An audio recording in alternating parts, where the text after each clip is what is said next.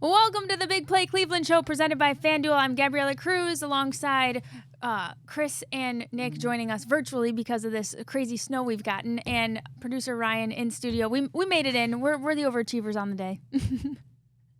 Chris, this is where we cue your video of the sled dogs. Incredible, right? Granville, Ohio, middle of the state. We got between 16 and 18 inches yesterday. And so we literally had an Iditarod run through our neighborhood. There was a lady, she raises Siberian pups, and she raises them to be sled dogs. So she was literally on her sled with the dogs going right down the street in the middle of the day on a Sunday. Pretty wild scene out here in Granville, as it was for most of the state. But I can't believe, Nick, how much snow we got. I know you guys, and I've lived up there in Northeast Ohio, used to the snow belt, used to a lot of snow. Down here in Central Ohio, we don't get nearly as much. And to get dumped on the way we did really caught a lot of people. Even though we were talking about it for, it seems like, days and days, it still caught a lot of people by surprise to actually see it here. For me, going out in my driveway, I had to shovel 4 times. I would get done and I'd start again. I set a new record for my number of steps yesterday for the year, which I know I will never even come close to the rest of the year. So really good day in terms of my health, but not great for anybody trying to do anything else outside other than the Iditarod or maybe skiing. Kids are off school, so everybody's happy. So here we go, Nick. It's winter in Ohio.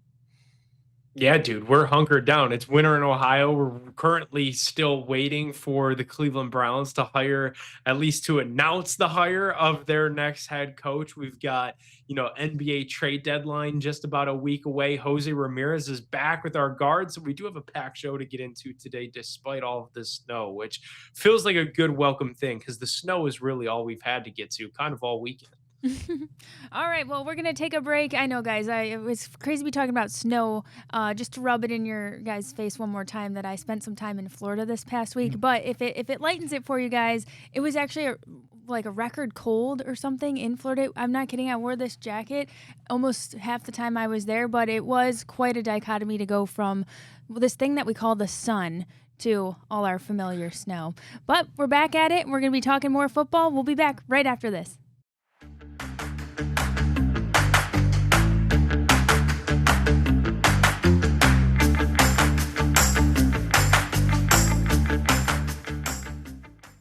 Welcome back to the Big Play Cleveland Show. It's time for our Cleveland headlines brought to you by Smart Choice Baths. It's the perfect time to remodel your bathroom, and right now, Smart Choice Baths is giving you $1,250 off your bathroom projects, plus a free luxury upgrade to add comfort and style. And just for Big Play listeners, you'll save an additional 10% on your project. So don't wait. Visit them at smartchoicebaths.com or give them a call at 844-GET-SMART to schedule your free consultation today. Smart Choice Baths, where luxury meets affordability. Well, guys, our coaching search for the Browns continues. Grant Udinski pulled his name from the consideration for the Browns job this morning. 2 names that keep popping up, Nate Scheelhaase and Jim Schwartz. Do you have a favorite at this point? Well, with Grant Udinski dropping out as of today, we hear that now that's the 3rd candidate, I think, who's dropped out in this process for the Cleveland Browns, bringing, of course, more scorn from everybody nationally. But, these guys, for various reasons, I think the reason Udinski pulled out is I think it's Scheelhaase's to lose. They're going out to interview him. By the time you see this show, he may already have the job. I think he is the head coach in waiting for the Cleveland Browns. Of course, the secondary plan, I think, is to bring in Jim Schwartz. I think ideal for them is to keep Jim Schwartz on as DC. I don't know what you're hearing, Nick, but that seems to be, from all the vibes I've been picking up, that seems to be the way that the organization wants to go. I'm going to be fascinated to see what Jim Schwartz's thoughts are on just all of this. Like, is he open to working for somebody that's 35 years old and that has 2 years of National Football League experience? That's what this boils down to, and that's going to be the next step to watch. Obviously, Scheelhaase is open to keeping Jim Schwartz on his staff as defensive coordinator, but what does Jim want? Is he going to take his ball and go home and cause the Browns to hire not only a new offensive staff on that side of the football, but a defensive staff as well? So that's the big thing to watch for this coaching search. I'm in lockstep with you, Chris. Now that Grant Udinski is backed out, it feels like all eyes are on the Cleveland Browns in their second interview in person in Los Angeles on Monday with Rams passing game coordinator Nate Scheelhaase. The table is set for them to make that hire after they met with Anthony Lynn, the old Chargers head coach and current Commanders run game coordinator in Florida this past weekend. Really sets the table for the Browns to hire Scheelhaase if he is indeed their top candidate as early as later today or as late as probably at some point Tuesday or Wednesday. It feels like that's the direction we're heading here. Nick, give me a second here. Let me read down the resume for Scheelhaase here, and let me see if this raises any concerns for you, because he's not only a young guy, but he hasn't had responsibilities nearly as close to being a head coach of a team. You go back to 2015, Illinois, and we know what a powerhouse Illinois is year in, year out there in the Big Ten. He was in football operations. Then he was the running backs coach. Then he was an offensive assistant. He goes to Iowa State, running backs coach, then a wide receivers coach, then the running game coordinator, then the offensive coordinator and quarterbacks coach, Iowa State, good program at that time. Los Angeles Rams offensive assistant and passing game specialist in 2024. And then he's been the pass game coordinator since 2025 this season. So not a whole lot there on the resume. We're really going off of potential here, Nick. Yeah, they are. And this matches almost identically with what Andrew Berry said when they fired Kevin Stefanski after 6 seasons in the National Football League. Andrew Berry noted that their candidate pool might look different from some of these other teams. And I do find it fascinating that Scheelhaase did have interest from the Pittsburgh Steelers, from the Baltimore Ravens. They obviously decided to go in different directions. He had a first-round interview with the Las Vegas Raiders. So even though an unproven candidate, Scheelhaase has been in demand a bit. And while it would be a jump, only 2 years of experience in the National Football League, I think this is what Andrew Berry was always searching for. He's trying to find his own version of Sean McVay, who was hired at just 30 years old. Obviously, Scheelhaase a bit older. They're at 35, brings a little bit more vast college football experience, a little bit less NFL experience. And as far as a concern, I actually don't think it's too much of a concern. I'm actually looking forward to getting some new lifeblood in here, man. Yeah. I feel like this organization has been doing the same thing the same way, and I feel like that thought partner label kind of ended up evolving into just more groupthink. So I like that you're getting somebody that spent the last 2 years as Sean McVay's right-hand man. He's really served as McVay's scribe. That's what the passing game coordinator job is, where he's manually drawing out each and every play that the Rams are getting ready to install into their offensive game plan each and every week. He's in the facility until midnight, 1 a.m, finalizing these game plans with McVay and the offensive staff. I think it's a good coaching tree to take somebody out of. The other guys that have done this job prior to Scheelhaase: Kevin O'Connell, the head coach of the Minnesota Vikings, Liam Cohen, the head coach of the Jacksonville Jaguars, as well as the Cincinnati Bengals head coach Zach Taylor. So this job has bore fruit in the National Football League, and I'm excited to get somebody in here that is a little bit younger that could bring some fresher ideas to the table on that offensive side of the ball, because we know the retool that's needed on that side of the football.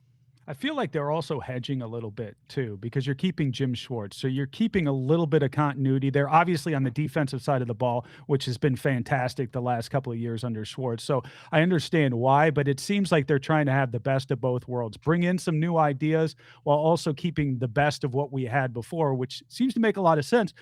And then you wonder, you see Kevin Stefanski going down to Atlanta, bringing Tommy Rees, bringing the offensive side of the ball with him. Atlanta seems to think that, hey, we could just run it back with what they had in Cleveland on the worst side of the ball and make it work here in Atlanta. That to me is going to be something I'm going to watch this season. Yeah, the Falcons are telling everybody, look, it wasn't them. It wasn't Kevin. It wasn't Tommy. It was the personnel. It was Andrew Berry. It was the lack of weapons that they had offensively at receiver and the lack of protection that they had for their two very young quarterbacks and for Shedeur Sanders and Dylan Gabriel. So it will be entertaining to watch. Obviously, Stefanski doesn't think he was to blame for some of the woes that the Browns felt offensively, and the Browns think pretty differently. If they're going to roll the dice on somebody that's just 35 years old and does not have a ton of experience to fix this offense here in Berea. What did you guys make of these personality tests and the essay part of what was going to, or is part of this process?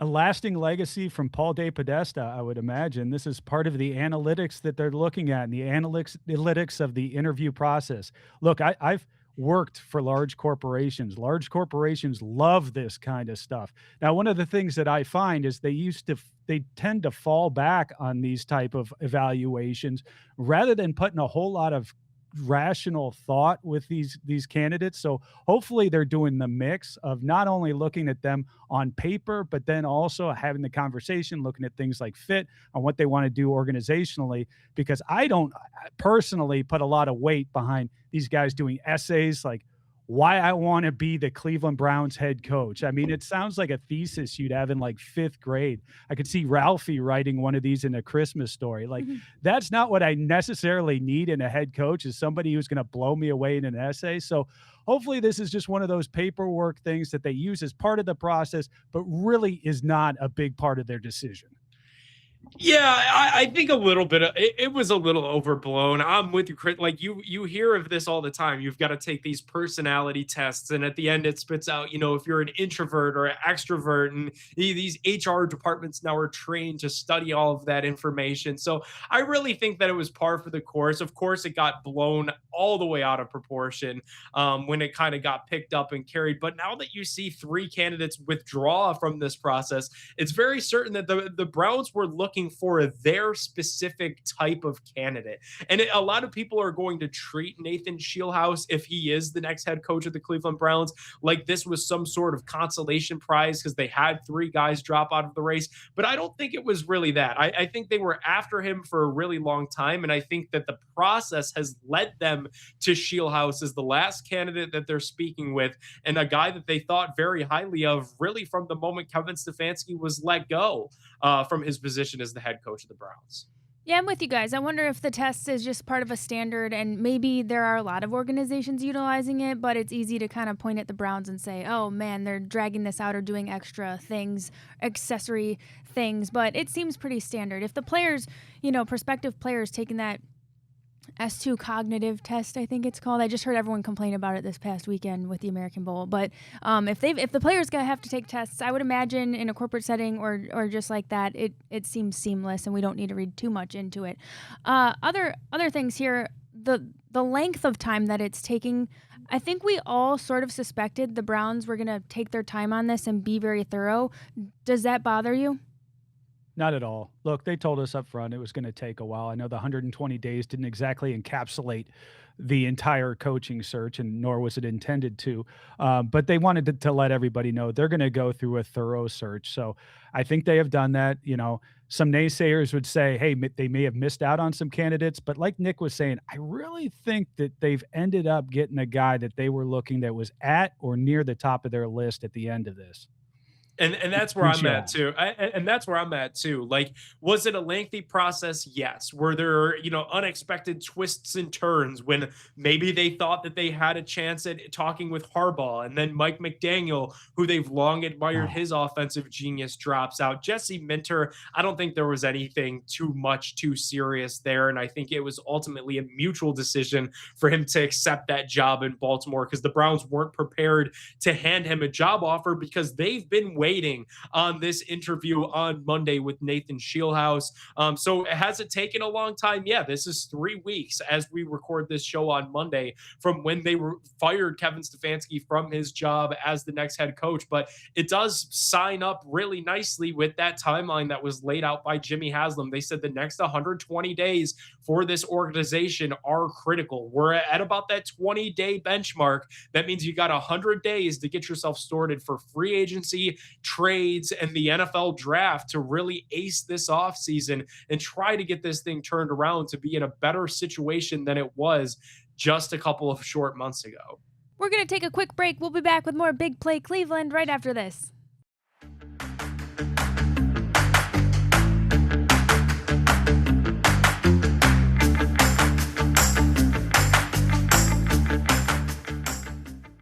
Welcome back to Big Play Cleveland. As we were just breaking down the Browns head coaching search, we're going to pivot here. We've got some NFL honors nominees. Myles Garrett and Carson Schlesinger were named finalists for Defensive Player of the Year and Rookie Defensive Player of the Year, respectively. I know we're biased, but, you can really see both of these guys winning. Yeah, absolutely. Myles Garrett, of course, setting the record, 23 sacks this season, famously. I think he, for me, is a shoe-in for this award. Carson Schwessinger on the same side of the ball there, defensive rookie of the year. He's just been fantastic. What a pick by Andrew Berry. You know, this whole draft, we talk about how successful he was, and he really did hit a home run with Carson Schwessinger.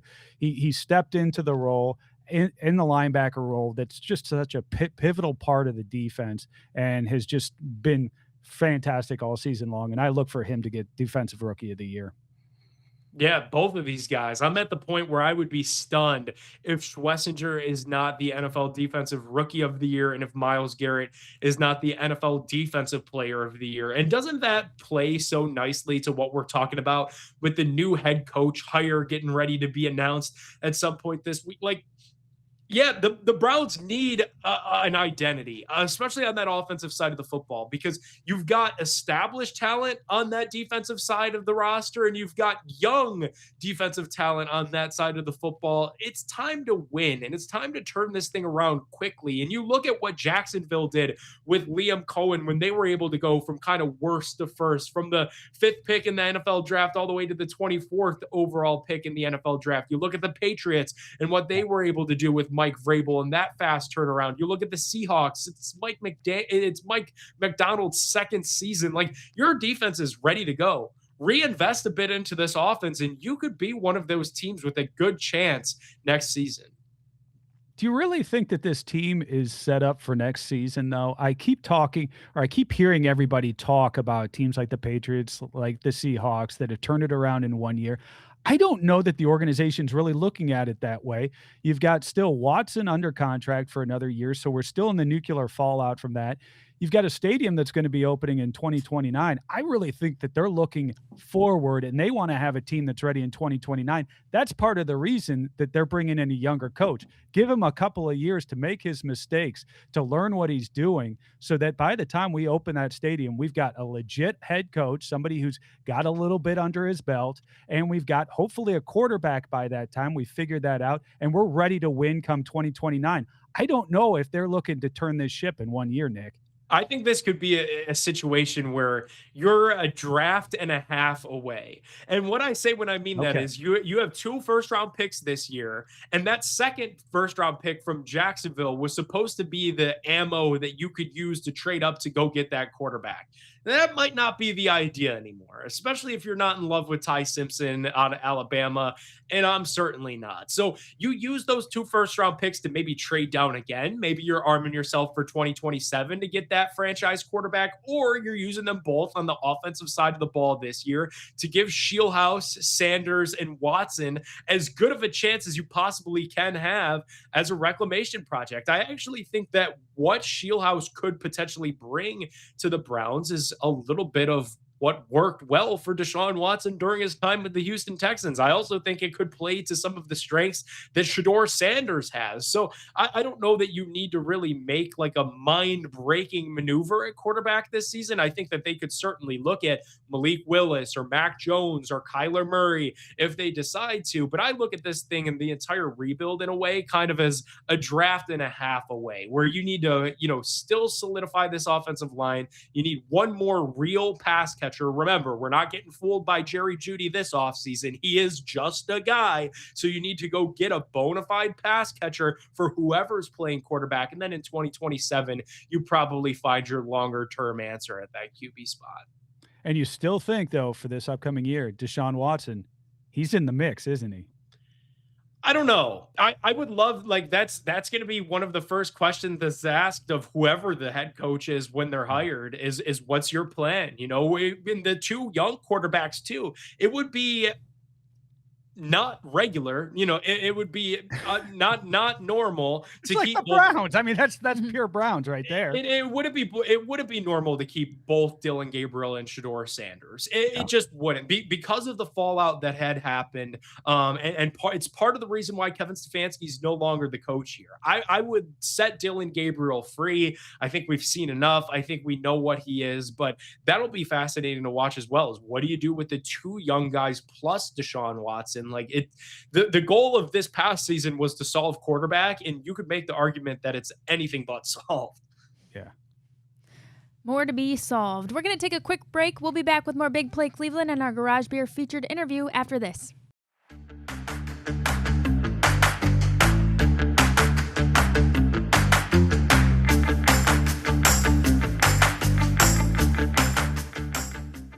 Welcome back to the Big Play Cleveland Show. It's time for our Garage Beer featured interview. Garage Beer is the perfect beer for any occasion. It's small batch, no frills, no bitterness. It's just beer that tastes like beer. And the garage is always open with Garage Beer.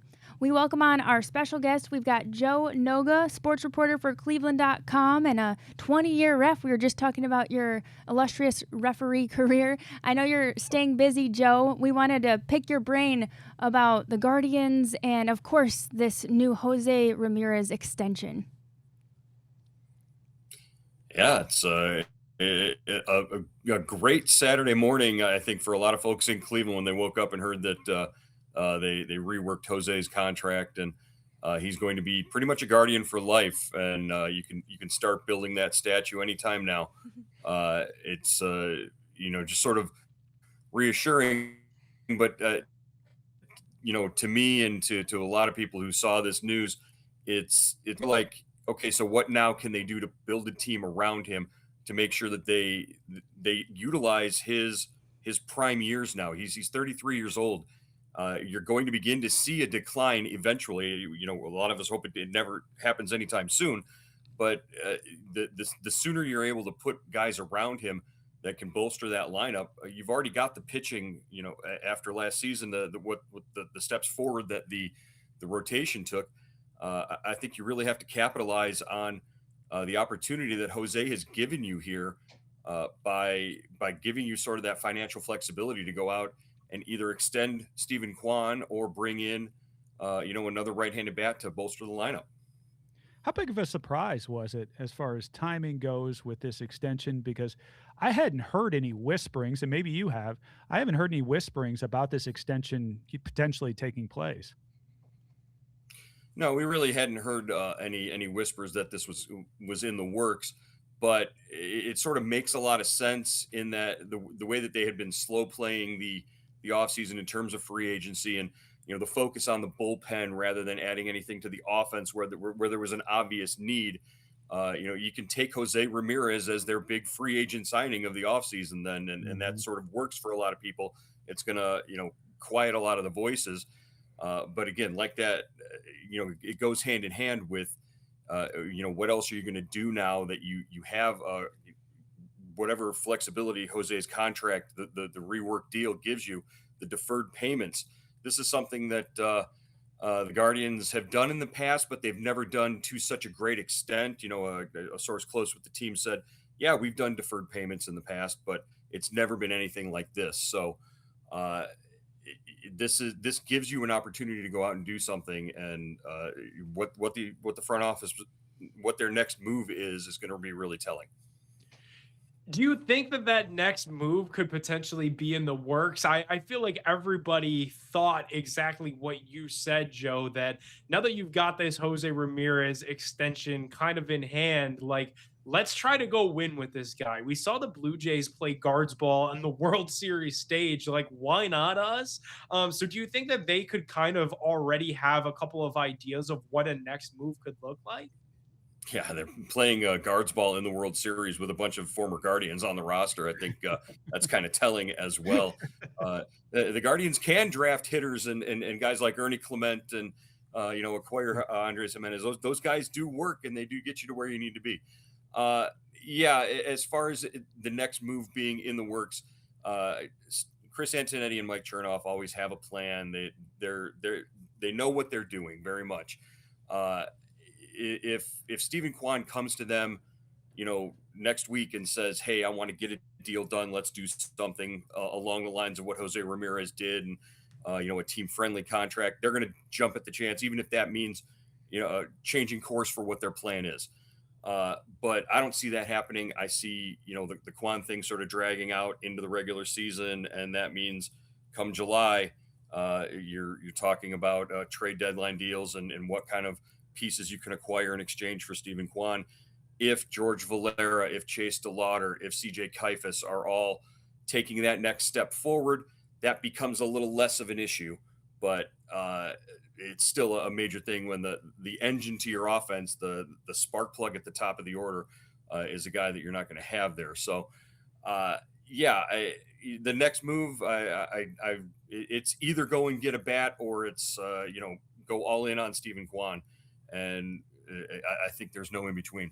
I wondered that too, Joe, if this whole deal wasn't sort of, not to send a message, obviously this is about Jose, but it does kind of, if you're Stephen Kwan, do you think that he thinks or rethinks his future? Because some of these young guys, we were talking about it earlier in the show, but it's so easy to follow the money, and people do it. No one faults you for it anymore. We're well past the days of LeBron when we were all so irritated with him, frustrated of him going to Miami. But guys do it all the time. College athletes do it all the time. Do you think that this might have a trickle-down effect to Stephen Kwan? I don't know. Stephen Kwan, since day one, since his rookie year, I think is a guy who's very much known his value and his worth. And last year's trade deadline really sort of reinforced that and backed that up to him. Chris Antonetti, very fond of saying, we know how much we value Stephen Kwan. We know that 29 other teams in the league very much value Stephen Kwan.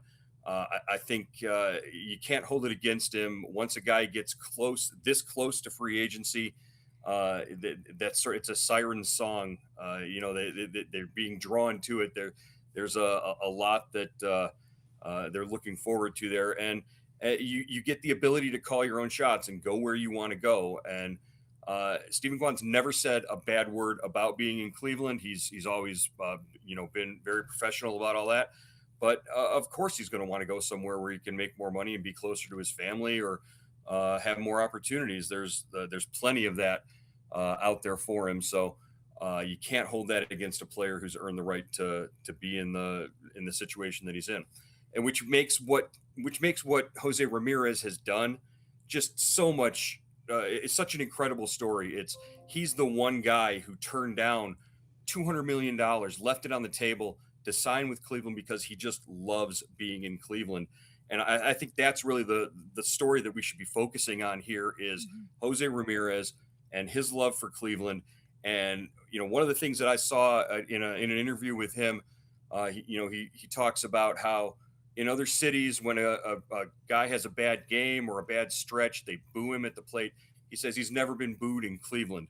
José Ramírez should never be booed in Cleveland. And I think Guardians fans need to remember that. Some game in June when he grounds into a double play to end an inning, don't ever make that mistake, because this is a guy who's given up a lot and loves being here. And really that sort of feeling is why he's here. Spring training just right around the corner now, and we're starting to look at position groups. And historically, obviously, with the Guardians, their bullpen's been very good. Any updates right now on Emmanuel Clase? Obviously, he's probably not going to be back with the team. Is Cade Smith going to fill into that closer role like he did last year?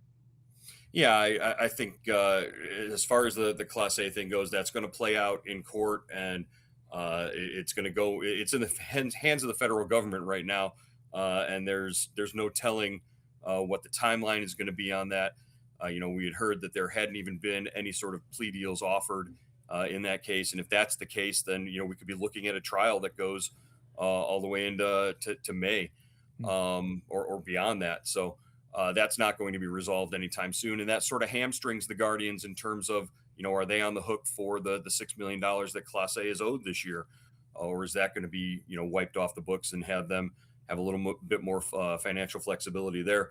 As far as Cade Smith goes, we talked to Stephen Vogt a couple weeks ago, and all indications are that that Cade is in line to get the back end of things, and sort of they're going to give him an opportunity to ease into that closer's role, which he performed very well in last year after Clase went on leave.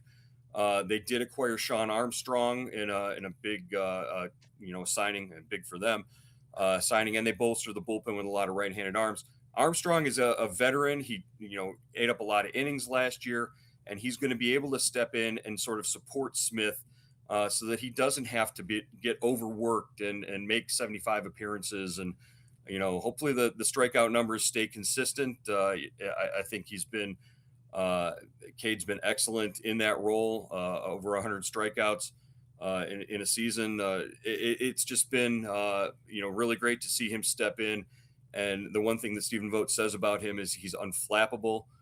You can't throw him off his game. You can't sort of put him on tilt at all. This is a guy who, if he wasn't a closer, if he wasn't a late inning reliever, would be an eye surgeon. I think was the chosen profession. Wow. If he had gone in that direction. So you talk about a steady hand. That's about as cool as they come. Joe Noga, Cleveland.com, and the Plain Dealer, we thank you so much for your time. We've got to take a break. We'll be back with more Big Play Cleveland right after this.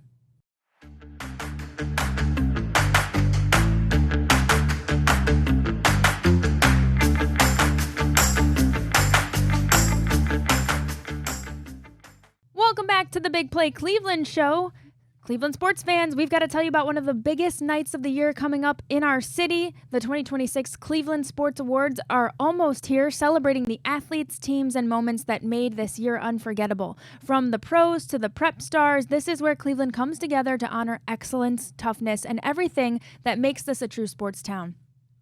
You'll see familiar faces, relive iconic moments, and recognize the people who represent the city the right way. The 2026 Cleveland Sports Awards is more than an event. It's a celebration of our sports culture, so get your tickets now at clevelandsportsawards.com and be there when Cleveland's best takes center stage. Trust me, this is a night you don't want to miss, and we will all be there. It is time for our fill-in-the-blank segment. The big news, José Ramírez 7-year, $175 million extension is, and I know we all had memes to celebrate this. It has me feeling nostalgic, which is kind of weird for a player that's still on the roster for us. You think about where we've come with him, and it's just so neat in Cleveland to have a player choose us the same way we've wanted to choose players for a long time, and a lot of times they don't end up back here. José Ramírez chooses us, and I think about the way he came up. This was a guy, if you recall, we thought he was a utility guy. Frankie Lindor was the guy everybody had as the centerpiece of this organization going forward, and he was forgotten. And he's earned everything he's gotten in Cleveland, and that really reflects the city, the way this town feels. That's who José Ramírez is, and it's just neat to see him come back. Now, it's a bit bittersweet in that the organization now, the onus is on them to build around him. And you have this feeling as a fan that the big move that they were going to make for the next couple of years was re-signing José Ramírez to an extension. They're not going to do a whole lot past there. I hope this organization wakes up, realizes that as we've got a guy of his caliber in this clubhouse, we've got a shot to go far in the playoffs and even make it to the World Series and hell, win it all if you put the right pieces around him. Now's the time to do it. You've got him locked up. Let's make a push for this thing, because I'd hate for us to waste his career like the Browns have with Joe Thomas, like we are with Myles Garrett right now, and like we've done with so many other players in this town. This is a guy who's choosing us. Let's choose to help him out. Not just one hometown discount, but two hometown discounts for José Ramírez. And I don't even know if it's fair to call what he's doing hometown discounts anymore. Like in the current state of the MLB, where you see players like Kyle Tucker, who are good players, don't get me wrong, but you're taking José Ramírez to Kyle Tucker 1-to-1 every single day of the week and twice on Sundays. Like José Ramírez is leaving generational wealth on the table. And he said it many times himself, is that he's not worried about the money. He's worried about creating a legacy and remaining loyal to the ball club and to the fans that wanted him to be in Cleveland. And it's so cool that we have a living legend playing third base every single night of the summer. And it's something that I'm not taking for granted. And I would love nothing more than to see them have a couple small moves. Because I get, like, you're at a stage now where Bichette is off the table and Pete Alonso's off the table, and you probably have one of the next chips to fall in your own back pocket when you're talking about Stephen Kwan and what a trade like that could look like. So I just hope they do something meaningful with José on this new deal. He's going to be in Cleveland with our Guardians till he's 40 years old. It's just incredible, the heartbeat of the ball club, and it's nice to see that he's not going anywhere. In this 2032, Nick. Isn't that amazing to think about? The Browns Stadium will be a couple of years old at that point. I mean, you talk about where we're going to be as a sports town when he's finally done here. It's crazy. And it's almost incomprehensible as we sit today in the middle of the snow in January of 2026. In this day and age, how impressive do you think it is to see this kind of loyalty? Because that's kind of one of the things I thought of most. Even if you look at now, we've got young athletes who are in transfer portals left and right, just trying to chase the money, chase the wins. Obviously, José is chasing wins, but staying loyal and banking on his home team and putting the money like back seat, to me, just seems so unique at this day and age in sports, professional sports in general. Gab, for us old heads here in Cleveland, we remember those 95 teams, right? You had Manny Ramirez, he left. Albert Bell, he left. Jim Thome, he left. I mean, we remember these core pieces of those teams that left us for money, that teams that offered more money or even offered just similar money at that time when we were spending and still chose to go somewhere else. For José to stay here and want to be in Cleveland, take less money, take that hometown discount, that means a lot to a guy like me. Chris, and it bridges the gap between generations of fans, because you mentioned it, for the 90s team. Think about the current Tribe and then the Guardians and what they lost. Francisco Lindor was the face of this franchise before José Ramírez was, and he got shipped out of here because it was abundantly clear to everybody that he was going to follow the money. Same thing, Corey Kluber, Trevor Bauer, Mike Clevenger, these guys that were stalwarts in the Cleveland rotation, just one after another. You lose to trades because you knew that you had no hope of extending these guys and keeping them long-term in Cleveland. But José Ramírez is the one player for young Cleveland baseball fans and old Cleveland baseball fans alike that we can celebrate, because this guy chose quite literally not just once but twice to break that trend and to be the guy that sets everything apart, and to not accept trade conversations and trade packages where we could have gotten, I'm sure, a litany of prospects that we've never heard of for José Ramírez if we decided to make this move now, and he could have went and got a lot more money from one of these big market teams. But credit to the Guardians, they decided to take care of their own business in this day and age of deferred money. They're able to use it and manipulate it in their own special way and make sure José Ramírez is taken care of, getting ahead of this 2027 lockout. It's very smart by both parties, and I'm so happy that José is going to be here for the long haul. And we're super happy that José is one of 3 nominees for Professional Athlete of the Year award for the Cleveland Sports Awards. So we'll keep our eye out on that. He's got our vote. It's going to be Miles and Mobley up against him. I don't know. Just curious, guys. Who do you think? Miles is the biggest competition for José in this one? Yeah, absolutely. Especially after breaking the record. I think that puts a lot in your corner when you're looking at an award like this. The Steelers. Yeah, absolutely. It was literally history.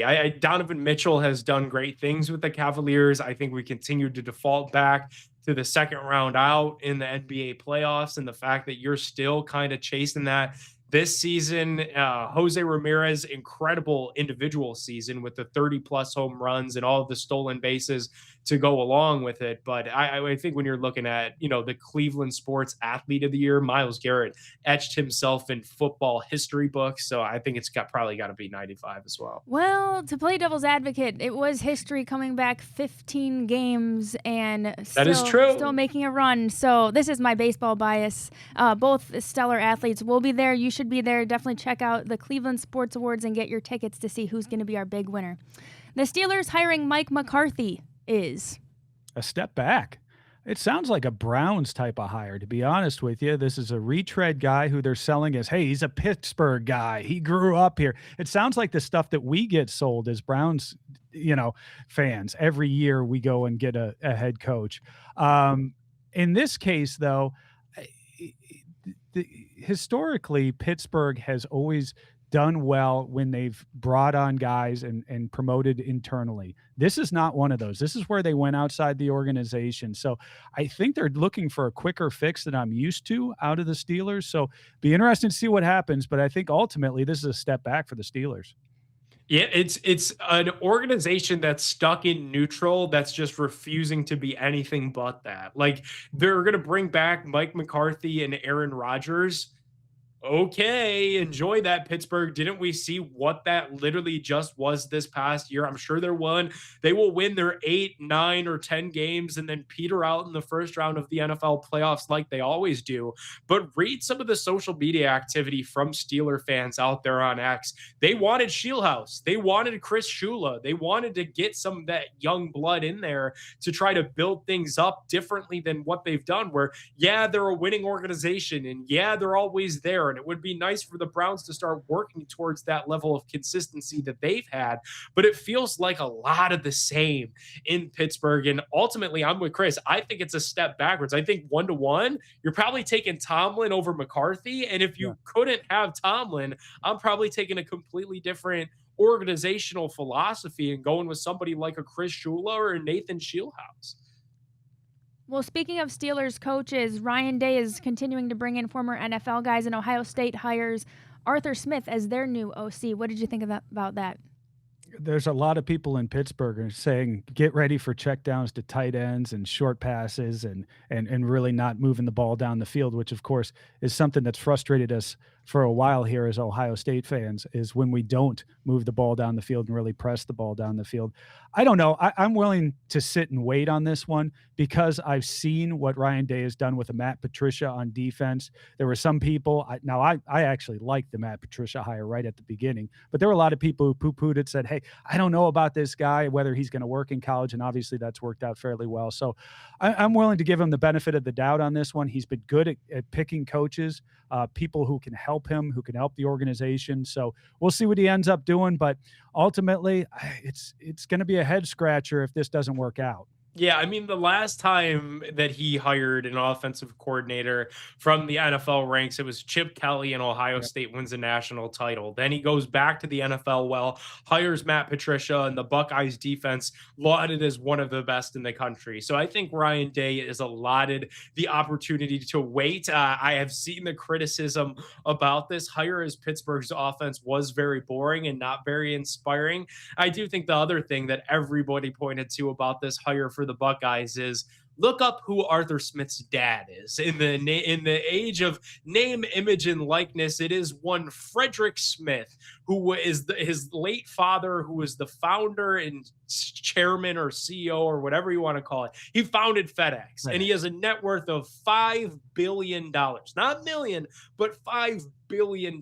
In this new college football landscape of name, image, and likeness, it's probably worth your time to have serious conversations with somebody that has that kind of, net worth and network on your staff. So I think that's just the reality of the new college football era that we're in. Not suggesting that he's hired because of his late grandfather or late father rather, but I have to imagine that plays at least a small role into this entire thing. We've got to take a break. We'll be back with Big Play Bets right after this.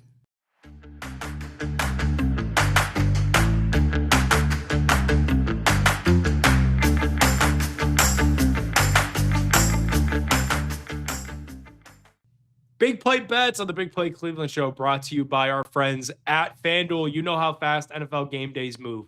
One big play and everything changes. That's why live betting on FanDuel is a game changer. With FanDuel, you can bet in real time while the game unfolds. If the score just flipped, jump on a new spread or live money line. If a wide receiver's heating up, bet the next touchdown score or total yardage. Think a drive's going to stall in the red zone? Take a live field goal prop or just fade the total. Live player props, team totals, drive results, updated spreads, next play markets. It's all there. It's fast. It's fun. And with FanDuel, your live bets move as quickly as the game does. So whether you're riding momentum or fading the hype, FanDuel puts you right in the middle of every single moment. Visit FanDuel.com/BigPlay to download the app and bet the NFL live with us for the Super Bowl 2 weeks from now, and it must be 21 plus, present select states. Gambling problem, call 1-800-GAMBLER or visit rg-help.com. Guys, the 28th is a big day. The Lakers coming to the Cavs. The lines aren't out yet for this game, but first basket score? Give me Mobley. What the heck? The big guy's been shooting a little bit better. He's actually been making some threes too. The whole team here over this 3-game stretch, they've gone 3-0, and they've been shooting a lot better. And Mobley's been a big piece of that. So I'm going to go with Mobley. The Cavs have certainly woken up, and I look for this Cavs-Lakers matchup on Wednesday. You want to get a little bit crazy here on the Big Play Cleveland show on a Monday, Chris? We do. The Cavs have an opportunity to make this one of the craziest weeks in Cleveland sports history. When you think of the Browns naming their next head coach, Ohio State naming Arthur Smith their offensive coordinator, José Ramírez in this contract extension, LeBron James is falling out of favor in Los Angeles at an exponential rate. That blockbuster report that comes out in ESPN, the Genie Bus and LeBron were pretty much sick of each other at the end of her ownership tenure of the Los Angeles Lakers. Could the Cavs make a call before the February 5th trade deadline for their old friend LeBron James? I don't know. They're finally starting to play better basketball, but it certainly feels like LeBron's days in LA could be expiring, and this could probably be the last time you see him in a Laker jersey at Rocket Arena. Curious what you guys think about the Cavs lineups situations lately. I saw that Donovan Mitchell, Jalen Tyson, Dean Wade, Evan Mobley, and Jarrett Allen, their production in the 97th percentile when they're all on the floor together. What do you think about the different lineups that we've seen as of late? It's kind of interesting now with Darius Garland being out, and our success rate here in the last few games with him being out. I'm a big Darius Garland fan. I think he's a big part of what we do, but the team does seem to be flowing a lot better right now while he's out with this toe injury. And it'll be interesting to see going forward as he's worked back in eventually into this starting rotation, what it's going to look like, what Kenny Atkinson's going to do. Dean Wade has been awesome. Sam Merrill has also been awesome. And maybe we're finally starting to get a look at the real Lonzo Ball that the Cavs thought they were trading for over the summer when they made that deal with the Chicago Bulls for Isaac Okoro. So I'm fascinated to see if this can continue for the Cavaliers. And I wonder if they could make a small move at the February 5th deadline that kind of pushes them a smidge closer to contention. Yeah. And I might have forgotten to say defensive, but the 97th percentile for their defensive production out there on the floor, because that's the thing that has also really stood out to me. You know, when they did the back-to-back Kings to Orlando, and they get in at 3 a.m, guys are tired. Kenny is a shell of himself. You can tell he really wears the fatigue at times. Like, I think the thing that gets them through those games and finishing how they needed to was because they're stepping up their defense and they're holding guys. Yeah, I have been really surprised by Dean Wade. At that Orlando game, the final 5.5 minutes of the game, he really locked in. He grabbed a couple of rebounds, had a steal and a block, and the biggest to me was with just 2.5 minutes left, he hits this corner three that was so pivotal because we have this tendency at times, you know, we build a lead, and then all of a sudden it vanishes in a moment's notice. And in the fourth quarter of that game, after we've built the whole game, we had the lead since the first quarter, 4 minutes into the game, I started to notice, oh man, Orlando's making run. Is it going to be one of those games where we lose it at the end? And they dial it in. Dean gets that three in the corner just like we need him to do, and that was sort of the thing that allowed us to hang on and push. So their defense and taking those quality shots have really done wonders over the last 3 games. Yeah, it's pretty basic for the team, right? You play defense and make shots. And when this team is making shots on the offensive side of the ball and playing some decent defense, we're a really good squad. And we got to figure out how to get that consistency night in, night out. Like you said, sometimes you wonder whether it's an effort thing or not. And they certainly, despite some adversity this last week, they were able to give that effort game in and game out. So I hope that maybe we've turned a little bit of a corner here. Maybe, and we keep talking about it all season, but maybe this is the point at which this team really starts to build towards the playoffs. That's the rest of the show, guys. It flew by on this Monday morning. Let's go play in the snow. Thanks for watching Big Play Cleveland. We'll see you next week.